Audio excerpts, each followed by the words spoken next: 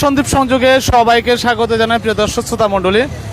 যুক্ত হয়েছি কুমিরা গুপ্তছড়া ফেরিঘাটের গুপ্তছড়া প্রান্ত থেকে। আজ ফেরি কপোতাক্ষ প্রথমে ছেড়ে আসে বাঁশবাড়িয়া থেকে সকাল 11টায়, এরপরে এসে কিন্তু সন্দীপ প্রান্ত থেকে চলে যায়। এরপরে কিন্তু আবার ছেড়ে যায় বাঁশবাড়ির উদ্দেশ্যে।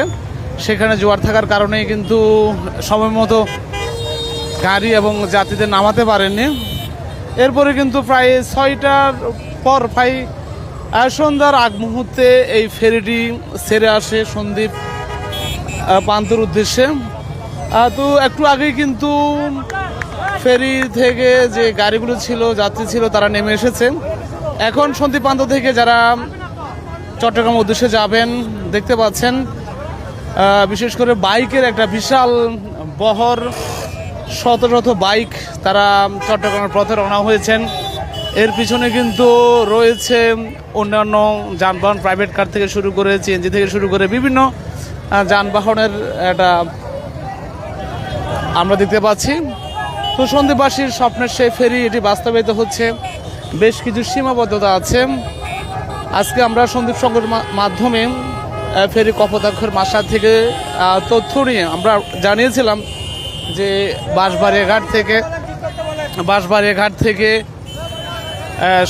বেলা 11টায় এবং সন্দীপ প্রান্ত থেকে বিকেল 5টায় ছেড়ে যাবে।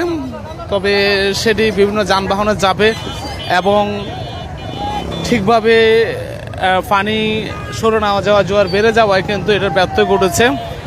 তো দেখতে পাচ্ছেন এরা কিন্তু বিকেলেই যাওয়ার জন্য ফেরির উদ্দেশ্যে রওনা হয়েছেন। তো আরেকটি কথা, আমরা যে বিষয়টি বেশ ভালো লাগছে যে ফেরি রাত্রেও চলাচল করতে পারবে।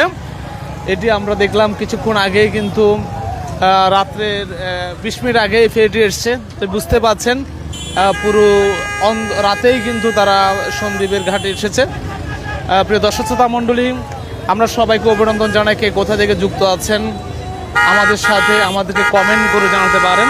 সন্দীপবাসীর সে আবেগ, ভালোবাসা, অনুভূতির জায়গা থেকে আমরা যুক্ত হয়েছি। আমরা প্রত্যাশা করি যে সীমাবদ্ধতাগুলো আছে, এখানে দেখতে পাচ্ছেন রাস্তার একটা বিশাল সীমাবদ্ধতা, কাদা, মাটি, পানি সব কিছু মিলে বেশ কষ্ট হচ্ছে। বিভিন্ন যানবাহনগুলো অনেক সময় আটকে যাচ্ছে।